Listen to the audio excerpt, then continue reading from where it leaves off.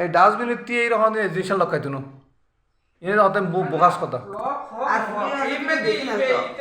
পুলিশি baking video তো সম্পূর্ণ পুলিশ ভিডিও ভিতর ঢুকে বিকিছে জানা ভিডিও ইমে দিতে রাতা হবো ইমে তো গো মানুষ তো চলে যাতা মরে যাবে গো ইয়ান চিন্তা করতে গো মানুষ যে মরে যাবে এনে মরে কি না হ্যাঁ ইয়ান বলতে সবচেয়ে বড় বড় মানুষ মারণ দিলে পুরো অবস্থা আমি দেখতে যাই একটা রশিদ কাট মরে যাবে নগরীর চাঁদগাঁও আবাসিক এলাকাত মার্চ 22 তারিখ গতকাল সন্ধ্যা 7টা 8টার মধ্যে অস্বাভাবিকভাবে মৃত্যুবরণ হয় জাফর আলী চৌধুরী নামে এক ব্যাংক কর্মকর্তার। জানা গিয়ে আল আরফা ইসলামী ব্যাংকের কদমতলী শাখার সিনিয়র এক্সিকিউটিভ অফিসার আছিল ব্যাংকার জাফর আলী চৌধুরী। তার বয়স আছিল 43 বছর। মৃত্যুর হারণ হিসেবে তার ভাই বোনলা জানাই বউল্লয় নাকি দীর্ঘদিন যাবৎ মনমালিন্য আছিল জাফর আলী চৌধুরীর। ছোটাহাটা বিষয়েও তারা ঝগড়াঝাটি করত। গত হালিয়ে হঠাৎ করেই তার বউ রোমানা ইসলাম ফোন করে তার বড় বোনরে। বোন ফোন করে হয় তার ভাইয়ের অবস্থা খারাপ মেডিকেলত লই যাওয়ার। আর তার বোন মেডিকেল তাই দেখে ভাইয়ার বাঁচি নাই। আর যারা মেডিকেল তাইনি তারাও অনেকেই মেডিকেলত উপস্থিত নেই। এখানে এসে তো বউকে ফোন করতেছি, বউ ফোন ধরে না, না ধরে আর অনেকক্ষণ ফোন করছি, 3-4 বার ফোন করছি। আমার মোবাইলে তো এখনো রিং আছে, মানে ইয়েটা আছে, রেকর্ডটা আছে। 4তলার জন্য লিফট পর্যন্ত গেছি, দেখি বউয়ের বড় ভাইকে। সে কি করছে, তাকে বলছে জাফর কোথায়, ও বলে কি জানি না। আমিও মনে করছি সে আমার মতো খবর শুনে আসছে আর কি। তো সেই জন্য বলছি বউ কোথায়, বল কি বউ বাসায়। এখন বউ বাসায়, তাহলে জাফর কোথায়? ও এখন বলতেছে সে ওকে ইসিজি করাচ্ছে, কয়তলায় আবার বলে জানি না। এখন আমি ওইটা বলার পর ওর থেকে ইয়ে হয়ে মানে অন্যদিকে মুখ ফিরাইতে দেখি ওকে লিফট থেকে নামাচ্ছে ও মামা নামাইয়ে বলে কি ও নাই। তো এখন আমি তো দৌড়ে গিয়ে নাই মানে কি হয়েছে ওর, ওকে দেখতেছি কি হয়েছে তোমার।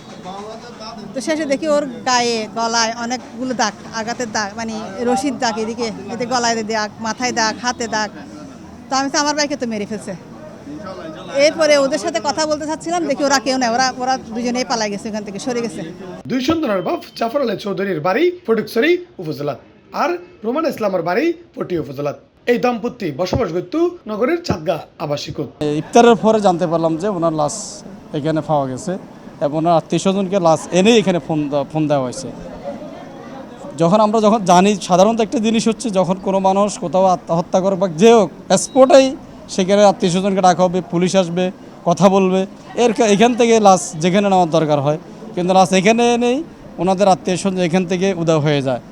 মূলত ফরেনসিক রিপোর্টের পরে বিস্তারিত জানা যাবে, কিন্তু এখন আমাদের তাদের সার্বিক বিবেচনায় তাদের আচরণে মনে হচ্ছে যেন পরিকল্পিত হত্যা। তার পরিবার পরিজনের দাবি, যদি কেউ গলাত ফাঁস দিয়ে সুইসাইড করে তার লক্ষণ যে রিম্মা হয়, এই রিম্মা হন লক্ষণ জাফর আলী চৌধুরীতে নাই, বরঞ্চ তার শরীরের বিভিন্ন জায়গাত ক্ষত এবং জখম দেখা গিয়ে ইবে তারা হত্যা বলি দাবি করেন। আর এই ঘটনার বিষয়ে জানতেন চাইলি চাঁদগাঁও থানার অফিসার ইনচার্জ আফতাবউদ্দিন সিপ্লাজার হয়। গতকাল সন্ধ্যার পর আমরা মোবাইলের মাধ্যমে জানতে পারি যে চাঁদগাঁও আবাসিক এলাকায় একজন ব্যাংকার আত্মহত্যা করেছেন। এই তথ্যের ভিত্তিতে আমাদের একটি টিম ঘটনাস্থলে যায়। ঘটনাস্থল যাওয়ার পূর্বেই তারা লাশ চট্টগ্রাম মেডিকেল হাসপাতালে প্রেরণ করে। আমাদের টিম ঘটনাস্থল পরিদর্শন করে এবং চট্টগ্রাম মেডিকেল কলেজ হাসপাতালে গিয়ে ওখানে তার লাশে সুরতাল প্রস্তুত করে। সুরতাল প্রস্তুতপূর্বক তাকে আমরা পোস্টমর্টমের জন্য প্রেরণ করি। তাহার সুরতালে আমরা তার কান দিয়ে রক্ত পড়তেছে বা মাথায় পিছনে ফুলা জখম আছে, এরকম কিছু আঘাতের লক্ষণ পাই। এখন পোস্টমর্টম রিপোর্ট প্রাপ্তি সাপেক্ষে বোঝা যাবে সে আত্মহত্যা করেছে অথবা তাকে কেউ মেরে ফেলেছে। পরিবারের সদস্যরা থানায় আছে, তারা অভিযোগ দিবে। তাদের অভিযোগের ভিত্তি থেকে আমরা মামলা রুজু করব এবং তাদের যে অ্যাকিউজড বিবাদী, যাকে তারা সন্দেহ করছে যে ওর দ্বারা মৃত্যু ঘটনা করতে পারে, তাকে আমরা অ্যারেস্ট করে নিয়ে আসছি, তাকে আমরা বিজ্ঞ আদালতে প্রেরণ করব। ইতিমধ্যে জাফর আলী চৌধুরীর স্ত্রী রোমানা ইসলাম কারাগারত। অপরমিককে জাফর আলী চৌধুরীর লাশ এখনও পড়ে আছে মর্গত। ইফতেখার নতিশন, C+ টিভি, চট্টগ্রাম।